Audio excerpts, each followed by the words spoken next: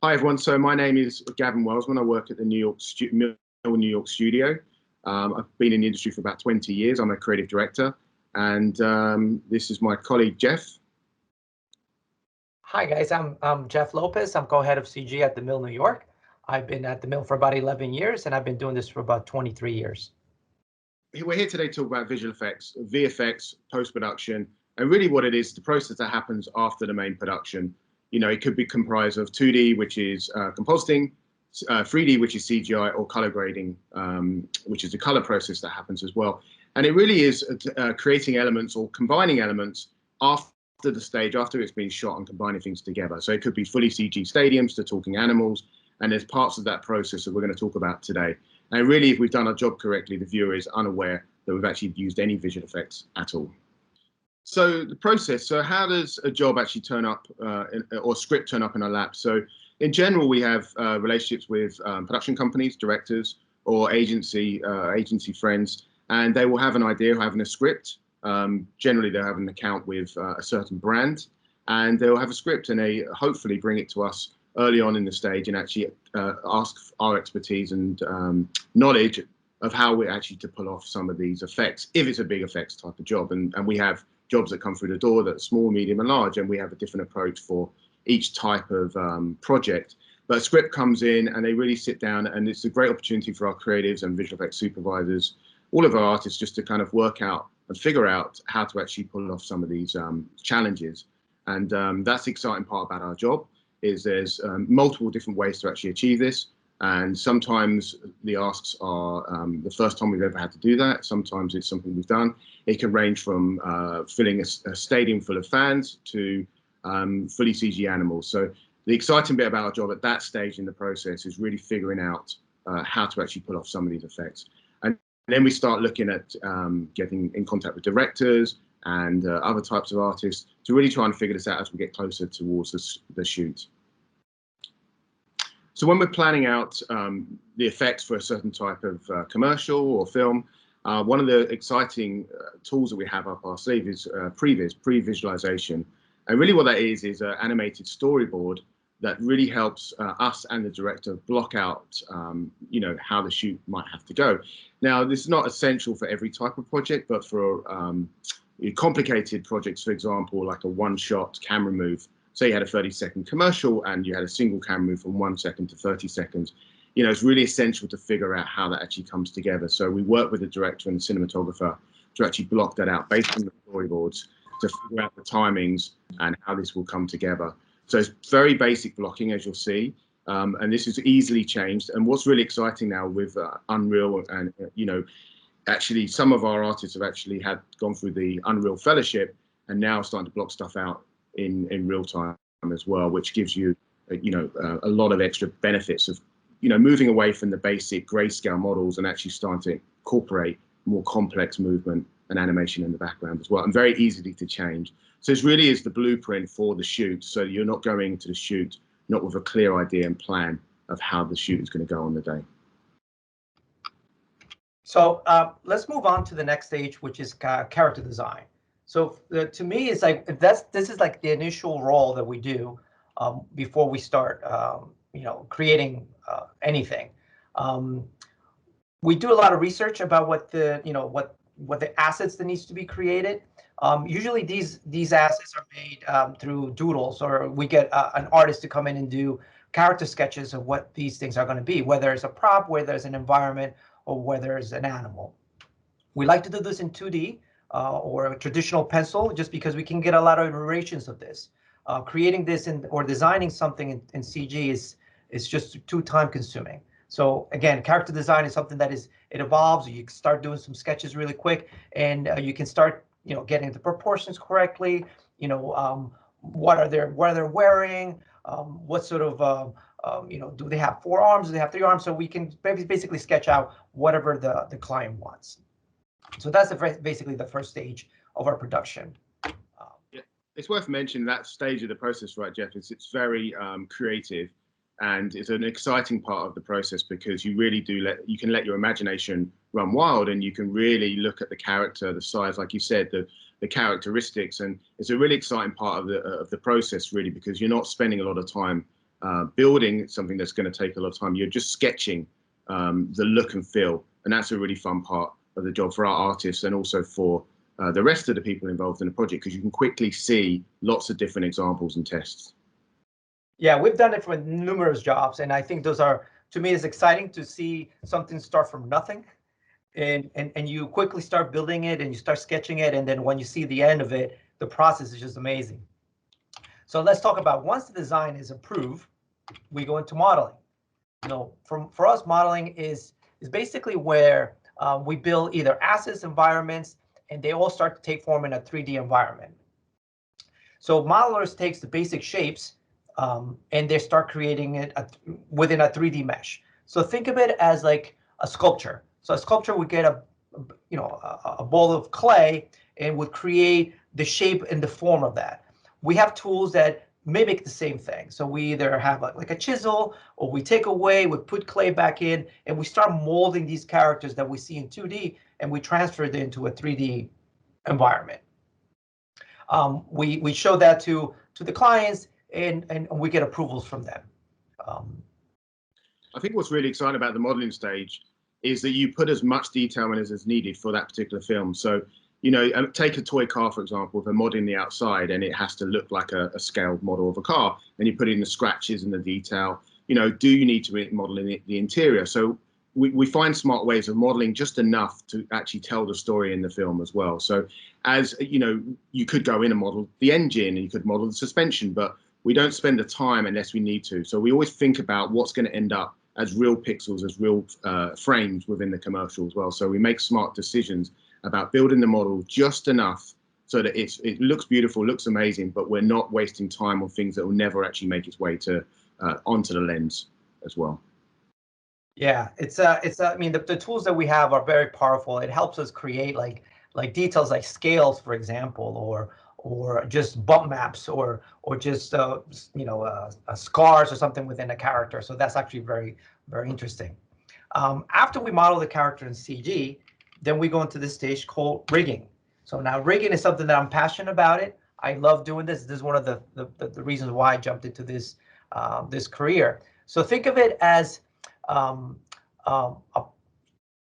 think of rigging as a character or prop that would need an underlying skeleton or controls. So what we do, or what the riggers do, and they strategically place controls where the hinges are of a character. So think of it as a digital puppet, right? So a digital puppet would have all these controllers, so you can move the hand and pose our character. So the rigging department really needs to understand what sort of animal they're doing. So it's always really nice to understand physiology within that character. Like, for example, a cat has a scapula and that moves around the body. Is not connected to the body. So you need to know, as a rigger, you should know this, so that when you place your bones, you have the same behavior. So if you mimic the behavior of natural living creatures, the outcome of it is going to look more real. So to me, that rigging plays a very important part within the process, and they work really closely with the animators.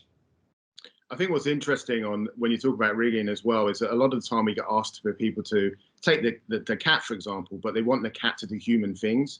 So we've rigged the cat to actually move and animate like a cat, but now part of the story, they want it to actually stand and walk and maybe talk. So it's finding that fine balance within the rig. And I know you're going to move on to animation next, but it's finding that, because we want it to look like a cat, but we also want it to be like a human. So it's finding that balance, and that's the thing. Is like when you're rigging it, you need to take that in consideration, because yes, it's going to jump and spring like a cat, but the client also wants it to walk and talk like a human. So finding that balance, building that in, and knowing that from day one might also help us when it comes to the rigging and the movement that we're going to need as well. Yeah, exactly. I remember one spot we worked on, and we did some lions that needed to talk. So that was a challenging one, because they don't have the characteristics of a human being. So make lions talk was a little challenging, but we used some creative licenses to make it happen. But at the end, I think it was actually very successful. The next stage that I mentioned is animation. So after the rigger creates these digital puppets, now the animator takes these controllers and think of them as virtual strings. So you move these strings to move your puppet or your or those hinges, and you move the character in space to emote emotions or create movements. Sometimes we have 24 frames per second, so we need to create the character go from point A to point B. So with the animators has to make sure what happens between those 2 points. How do they move? Do they have a limp? Are they old? Are they young? We have to think about all these things. Even if it's a car or even if it's a ribbon, we want to give this ribbon, the illusion that it has life and movement. Or even a car. How does the car, slide? Is he on gravel? Is he on wet surfaces? Anything that an animator can give to that actual asset is actually very helpful. One thing worth noting, right? You rely on references a lot. So if we're looking at animating a cat or a car skidding or a ribbon, like you said, reference is king. We're always going to go back to looking at references as a base, but to ground it in reality as well. One of the questions that people always ask, and ask me anyway, and maybe you could answer it, is, do you have to animate every single frame? That's the question I've always been asked, and that obviously that can explain in more detail, JLo, about how actually we go to animate, because we're not animating every frame. Sometimes we do, but a lot of the cases we use the software to actually figure that motion out. Well, I like to think of it that every frame, every shot or every frame tells a story. So the animator should be able to control that. The animator has to be able to tell what the character's doing. We try not to let the computer mimic or interpolate what those things are. We want to make sure that we have the 7 principles. We want to make sure that we have anticipation, staging, overshoot, overlap. All those things are purposely put in place to show and be very clear what these characters are doing. So again, having references is a major key on getting the animation right. Like for a dragon, for example, how do you get a reference for dragon? So we would look at references for like eagles, condors, and bats. So you combine them together and you get a dragon. So you have to be creative about that, about what you get references, or you just record yourself. I do that plenty of times when I do my work. I record myself. I don't let anyone see it, but and then I portray it on my character. Or you just look at the latest Game of Thrones dragon and take. Yes. take direction for that, or I get my wife to do some of that. She's been featured in a lot of my commercials, but I don't never show that stuff. All right, so the next stage that we can talk about is VFX, effects and simulation. So in this section, it involves physical movements that is very complex. For example, fur, cloth, muscles, rain. These are physical things that happen in the world, and and they need to be animated. So you would think, like, why doesn't an animator do those things? Well, those things are very hard to animate. Like, how do you animate like strands of hair? And you have thousands of them, millions of them in your head. You can't really physically do that. So we have the computer to actually do these this physics simulations in the background. We have very smart people that need to do this, that deals with coding or spending a lot of time figuring out how does the cloth behave? Is it made out of cotton? Is it made out of satin? How does muscles behave? How does the skin move around it? These are very complex stuff that you let the computer do, all of those, the mathematical equations and whatnot. I'm trying to think. Worth mentioning on that as well, because it's very much a dark art, effects and simulation, and it's mind blowing what they can create.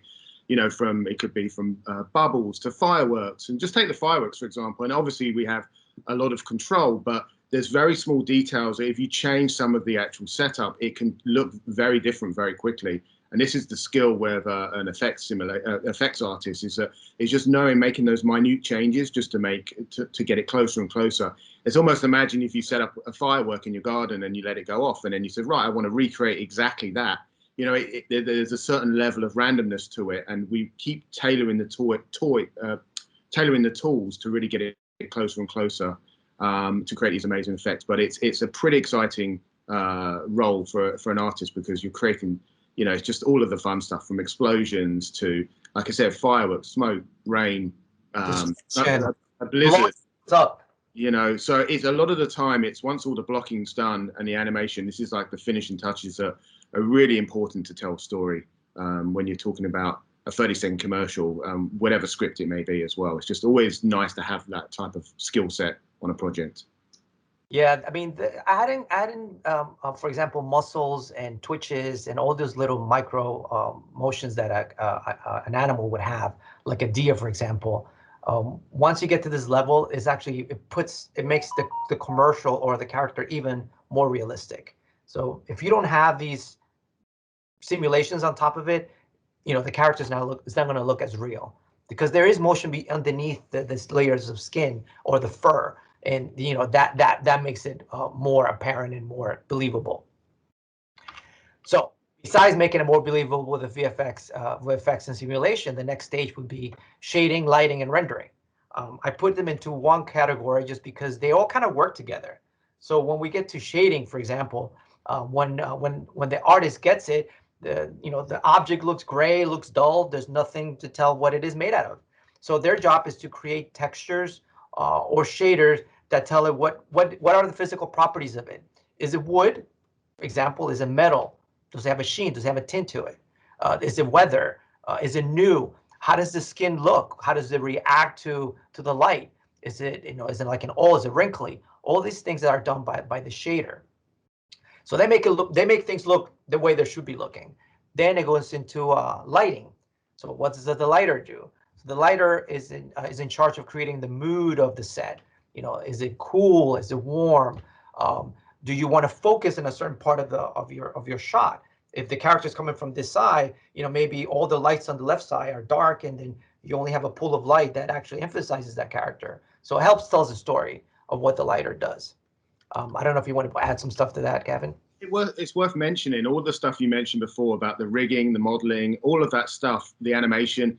None of that matters unless you get the lighting and rendering right, because the lighting is so important. Because you could have the best animated cat, for example, or dragon, but if the lighting doesn't match the live action scene, then the viewer doesn't believe it. So the lighting is incredibly important to get right, and it's such an important skill set.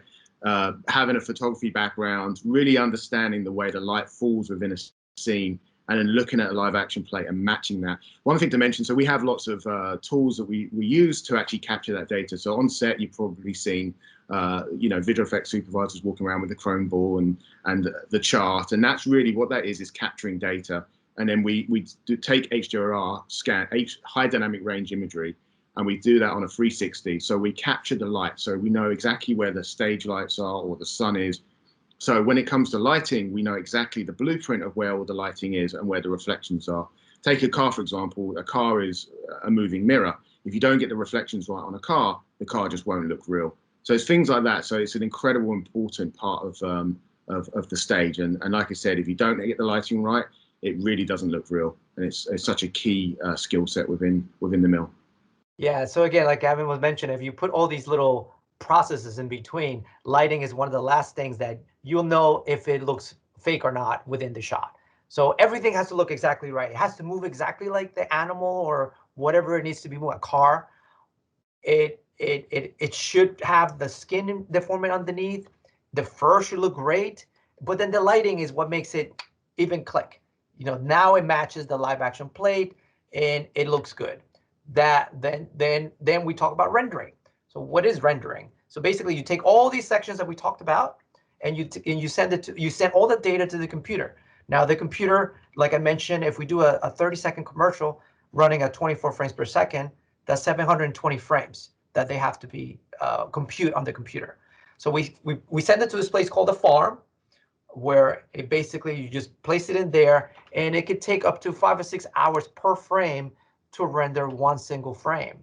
So if you do the math, it could take hours to do 720 frames, because each frame could be consisting of maybe 8 or 10 layers. So some layers might take longer than others.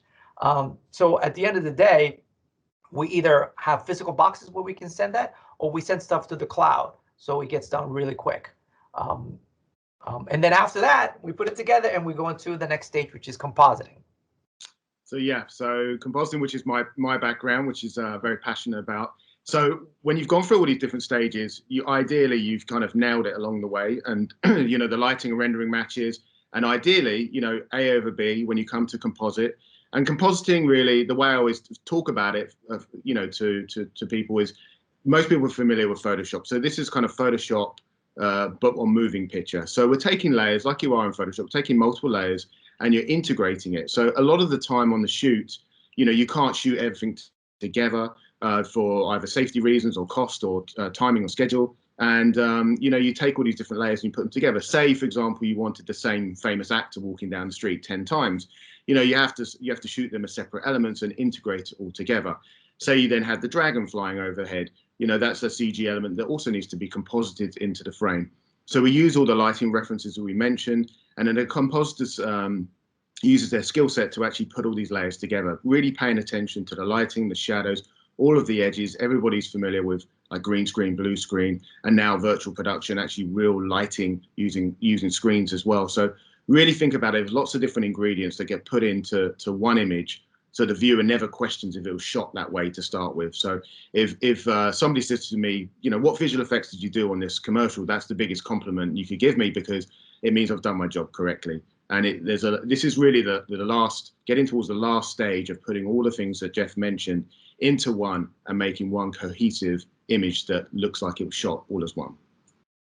Yeah, I think one of the things that is daunting to me is when I see commercials on TV, and people that I worked on that job, and they look at it and they're like, I don't see anything I don't see anything. It looks like a regular commercial. And like Gavin says, to us, it's like a big compliment, because that's basically what we want to do. We don't want to notice, we don't want the audience to notice what's actually CG and what's real, what's not real. So if you see this spot and you believe it, we've done our job right.